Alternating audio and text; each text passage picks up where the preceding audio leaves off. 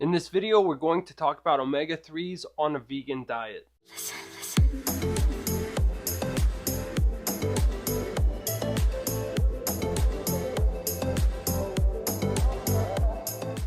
Hey everyone, welcome back to my channel, and if you're new here, I have a master's degree in nutrition and post weekly videos on plant-based nutrition, fitness, and vegan lifestyle tips, so if that's something you're into, definitely subscribe. Recently, I had the opportunity to interview Dr. Milton Mills, a medical doctor at the United Medical Center in Washington, D.C., and I asked him about his thoughts on omega-3s and whether you can get an adequate amount on a vegan diet. So, let's cut over to the interview right now. Let me get your thoughts on omega-3s. That seems to be a really hot topic that if you go on a vegan or a plant-based diet that you're not going to be able to get enough omega-3s.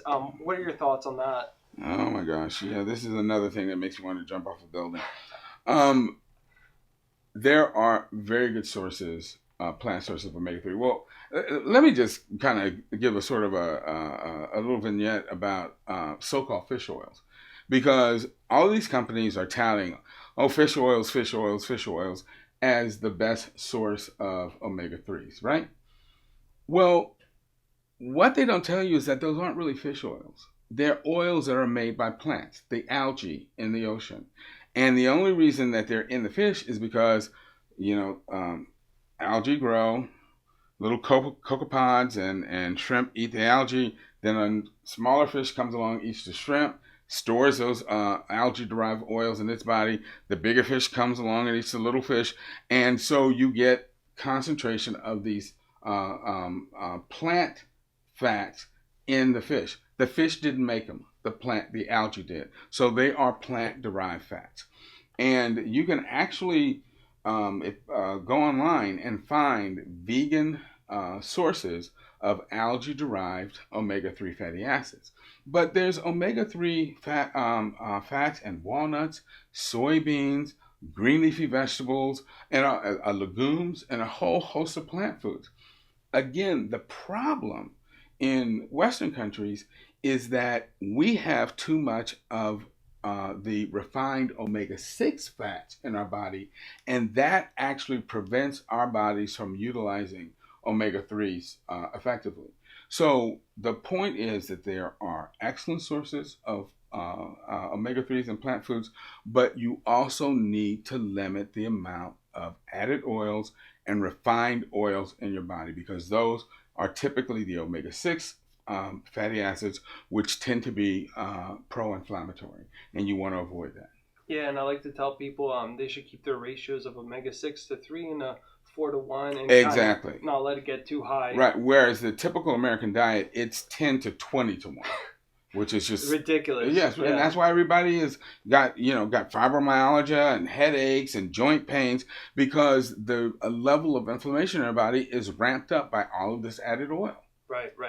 And I like what you said before of you were kind of saying that we should be going for the source instead of kind of like these other fish eating the other fish. And first of all, fish oils are so laden with toxins that it is a horrible. First of all, no one should be eating it, period, because it's getting back to the oxygen and cigarette smoke analogy. Yeah, there may be omega-3s in there, but there's so much other garbage you don't want to eat it. And again, another way I try to help people conceptualize this is that that a sewage waste plant basically takes all of the stool and stuff that people flush down their toilets, emulsifies it, and dumps it into the water.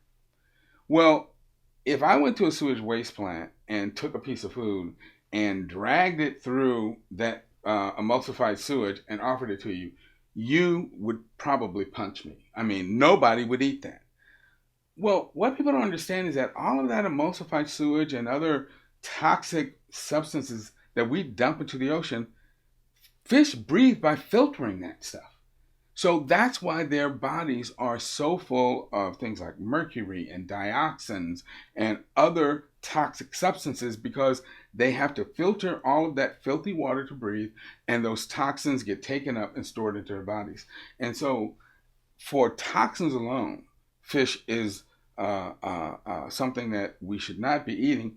But the other thing to remember, it's also animal protein, and it does the same kinds of bad things to our internal organs that land animal protein does. Right. Yeah, that's a very good point. Just one more follow-up question on omega-3s. I want to ask you, a lot of people bring up DHAs, which is only from animal sources. So I want to get your thoughts on that. Yeah. So most plant sources of omega-3 fatty acids are 18 carbon long. DHA is a 22 carbon fatty acid, and EPA is a 20 carbon. Well, animals take these plant oils and they can, or the 18 carbon fatty acids, and they elongate them to the 20 and 22 length fatty acids. So our bodies will make enough of our own EPA and DHA if we are, one, getting a good source of omega-3s from plants, but most importantly, if we are not ingesting too much omega-6.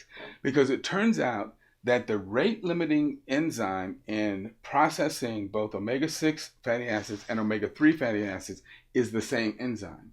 And so if you have an overwhelming amount of the omega-6, you essentially crowd out the omega-3, and your body doesn't have the opportunity to turn it into those long-chain omega-3 amino acids. Yeah. I'm sorry, I said amino acids, I meant fatty acids. No, that's perfect, and that's a good point, is definitely stay away from the oils. So I hope you guys found this interview with Dr. Mills useful. I think he did a really great job in explaining that yes, you can get enough omega-3s on a vegan diet. For example, chia seeds, flax seeds, walnuts, and other plant-based foods are loaded in ALA. You definitely don't have to consume fish or fish oils. Also, really important to keep your omega-6 intake low, aka the refined oils. You want to keep them low so your body can convert ALA to DHA and EPA as efficiently as possible. And if you're eating too many refined oils, it may be inhibiting that. Anyway, I hope this video helped, and I just want to say that I filmed